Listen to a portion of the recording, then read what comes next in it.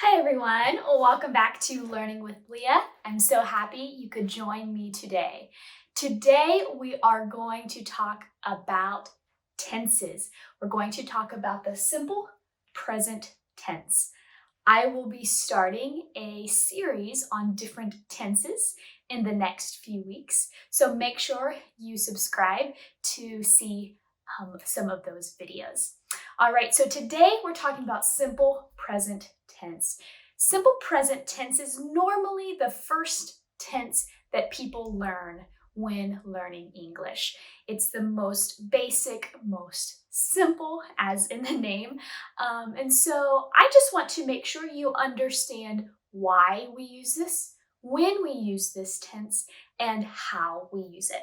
So I'm going to be talking about different ways we use them and also affirmative sentences, some negative sentences, and question sentences. So make sure you keep watching. All right, let's dive in. So we're first going to start with when do we use simple present tense? So again, most of us have used this before, but I want to explain so you know and can remember when to use the simple present tense. First of all, for things that are permanent. So permanent is the opposite of temporary. Okay, so something that is permanent is for sure, something that happens all of the time. For example, my sentence is, I live in the US. So it is permanent because the US is my home. I was born here, I live here. I have lived before in Guatemala, and I have also lived in the Philippines. But I do not use simple present for those places because it's not my permanent home. I was only visiting. So for me, I can say I live in the US because it is permanent for me. I'm not visiting, it's my home. You can also use simple present when you talk about facts, things that are true in the world. For example, fish swim in water, right? That's a fact that all fish live in the water. They swim in the water. There are many creatures in the ocean. The sun rises in the east and sets in the west, for example. Those are all facts. With facts, we always use simple present tense. Next, when we talk about schedules, we use the simple present tense. So when we talk about the time or the day something happens, we can use the simple present tense. For example, school starts at 9:30. School is on Monday, Tuesday, Wednesday, Thursday, and Friday, for example. We use the simple present to explain schedules. Also, routines. So things that you do regularly. We can use simple present tense because it is a regular routine thing. For example, you wake up at 6 a.m. That is a routine. You do that every morning. Or maybe I wash dishes every day, right? It is a routine for me because I do it every day. So I use the simple present tense. Lastly, when we talk about the frequency of things, so frequency words would be like never, sometimes, always, hardly ever. Those are frequency words. For frequency words, when we talk about sentences and we use frequency words, for example, she always shops on Mondays, we use the simple present to talk and describe the frequency of something happening. So she always, the frequency word here is always. She always shops on Mondays. Maybe, for example, I hardly ever is a frequency word, hardly ever, go to the library. So when I'm talking about the frequency of something happen, how often, frequency means how often, we will use the simple present tense. So these are the 5 main categories of when we use simple present tense. Now we're going to look at how we use the simple present tense, how we speak and write for the different persons, and if it's singular or plural. So if you look here, I chose the verb need, for example. Need, needs. The only one that changes is third person singular. That's important to remember, okay? So when we are forming sentences using the simple present tense, the only time the verb changes is third person singular. So when we are talking about he, she, it, or we use a name for this tense. So for example, Maria needs to go shopping, or Mario goes to the store on Fridays, for example. Every time we use third person singular, we add an S. So I'm going to write that, add an S. So for all of the other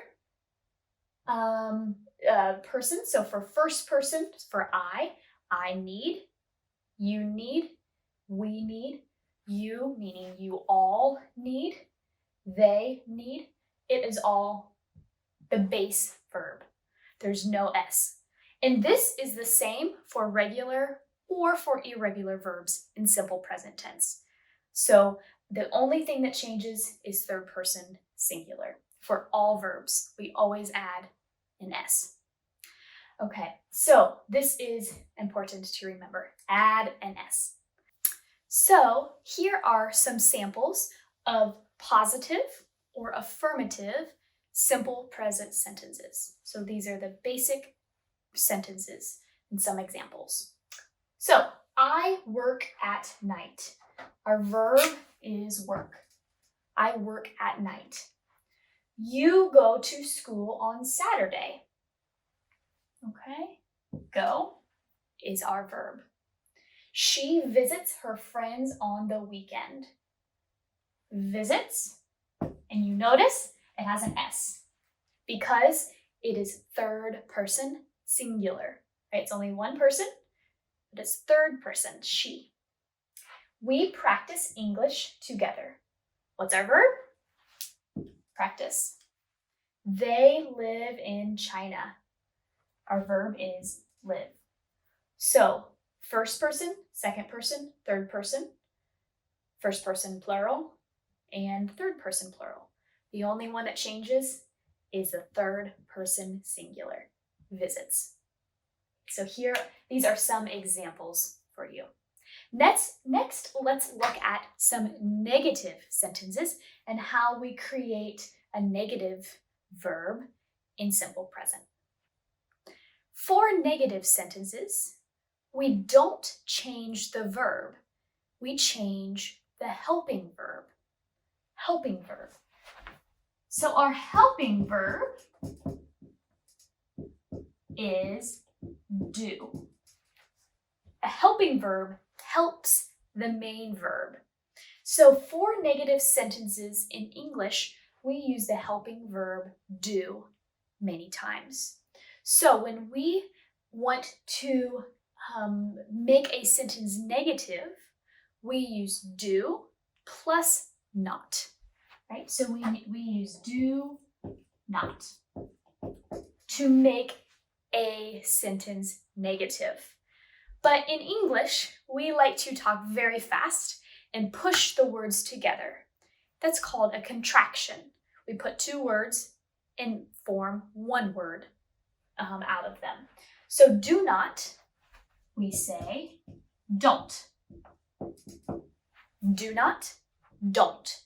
The meaning is the same, but most people, most Americans or most English speakers, native English speakers say don't, because do not is very formal and very separated. We want to talk fast. So don't is what you will probably hear. So we use do not or don't to make a sentence negative. So this is the helping verb again. So let's look at these sentences. I don't need. You don't need. He, she, it doesn't need.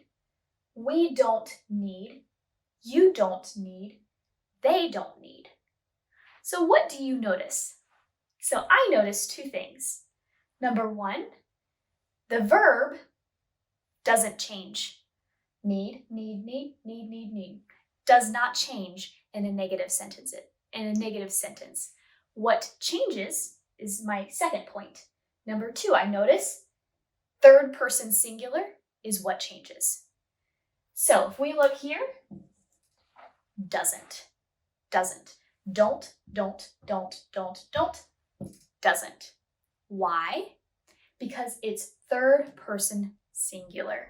Just like our positive or affirmative sentences, we add an S to the verb for third person singular. We change third person singular in negative too. But the helping verb takes the negative. The helping verb is what changes. So the helping verb tells us what tense it is, or what person it is. It tells us it's third person plural, or third person singular, excuse me. So we use don't need, and doesn't need. This is the only one that changes. Doesn't need is just does not. Doesn't is does not together. So what is important that you remember? You remember that the verb does not change in negative simple present. The only thing that changes is the helping verb.